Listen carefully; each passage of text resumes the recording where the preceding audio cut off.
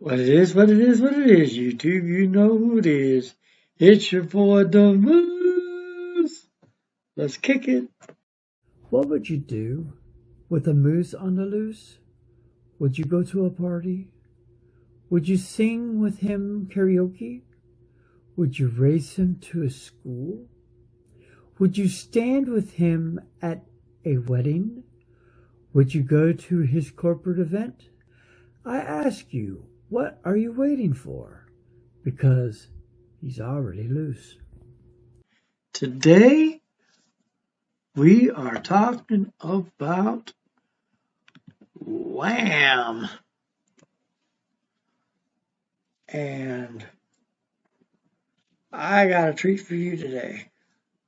Because Wham is one of those groups that you'll definitely be paying at your next wedding or whatever you have going for yourself. They're a very popular group. Let me get the capture going back up. It just decided to play favorites again like usual. That locks up on me. As I'm trying to pull it up right now, I tell a little bit of this. I don't actually pull it up. Is Wham, briefly known in the U.S. as Wham, UK, were a English pop duo named formed in Bushey in 1981. The duo consisted of George Michael and Andrew Wrigley. They became one of the most commonly successful pop acts in 1980, selling more than 30 million certified records worldwide from 1982 to 1986. And let's see if I can't get this to show you the picture, at least, of Wham.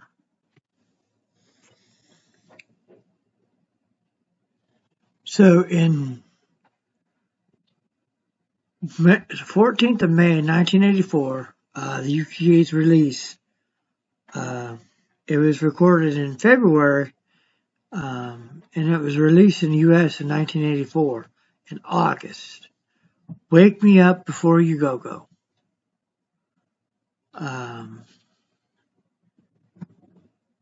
From the album Make It Big, it was a single by Wham. The length was 3 minutes and 50 seconds. It was a dance pop genre song. The songwriter and producer was George Michaels.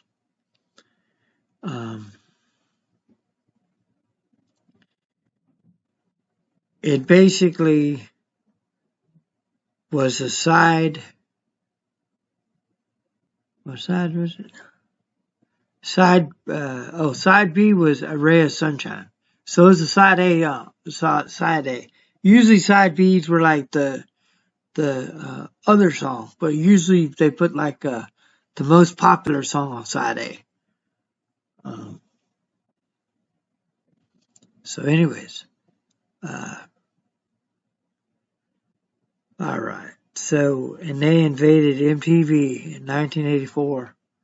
The song ranked number 28 on VH1's 100 Greatest Songs of 1980.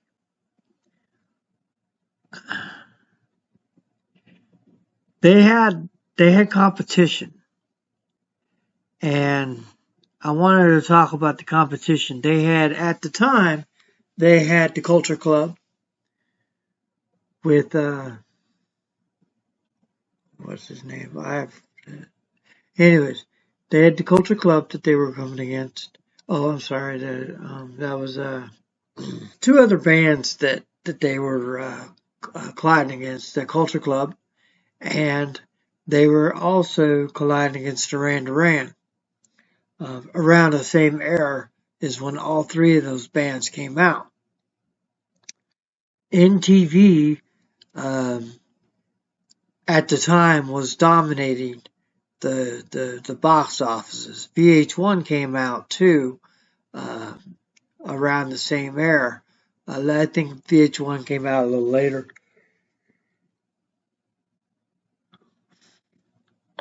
When did VH1 come out on TV?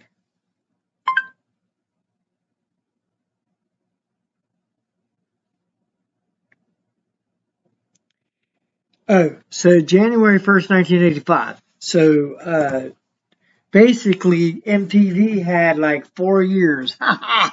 MTV has 4 years on VH1.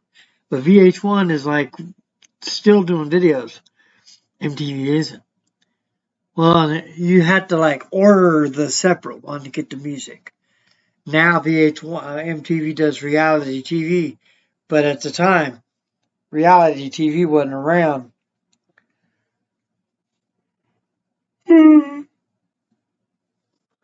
MTV was the gateway for DJs to watch MTV to get the newest tracks, the newest songs, and the newest lyrics and all that other stuff.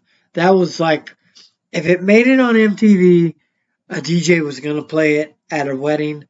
Now, if I go back and look at MTV, I can find what I like and I can pick it out, because what MTV did was it blew up and made something so great, because you could actually view the artist. Michael Jackson was a big thing on MTV. Michael Jackson, Prince, and Wham was very big on MTV. Very, very, very big. Pop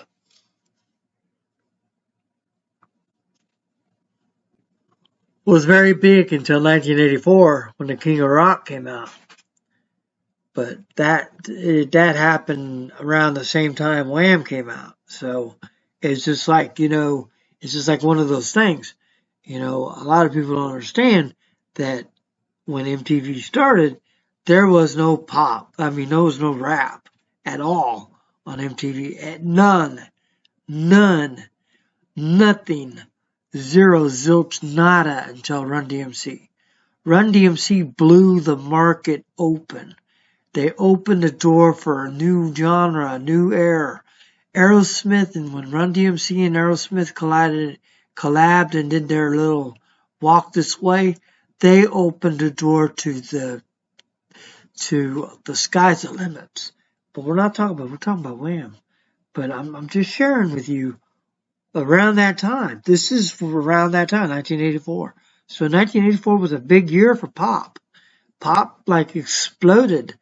Rock and roll was pretty dominant on MTV too, but pop like really, really, really took off. These boy bands, I don't really consider a boy band, but the three bands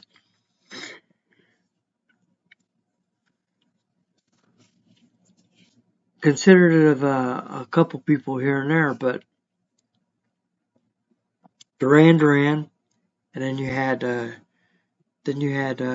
this Wham, and then you had Culture Club, Boy George. So you had Boy George, you had Duran Duran, and you had George Michael, which was dominant in the band. You hear George Michael's voice more than you hear the other guy's voice. I was thinking of Carlade or whatever his name was. Yeah. Hold on. As I wasn't looking at it again. Yeah, it was it says 30 years old because produced by George Michael.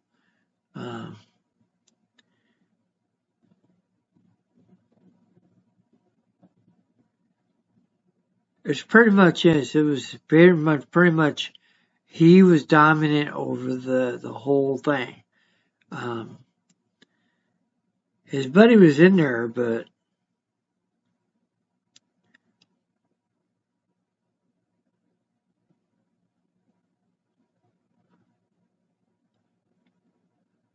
yeah. So it pretty much George Michael ran basically everything. He did everything pretty much. And his buddy was not so powerful vocalist. His buddy was so like weak, but George Michael was strong in the group. So he allowed George Michael to create a lot of the music. So because he's a very powerful songwriter, George Michael was. So anyways, I want to give a shout out to George Michael right now. He's in heaven with God the Father, sitting on the right side with Jesus. But I just want to thank y'all, man, for listening to my rant here. Go ahead and show me some love by subscribing to my channel. Subscribe to my channel. And go ahead and ring that bell for more notifications for videos like this and countless others. Go ahead and hit the like. Smash that like. Smash that like button. And what we're going to do, but peace out.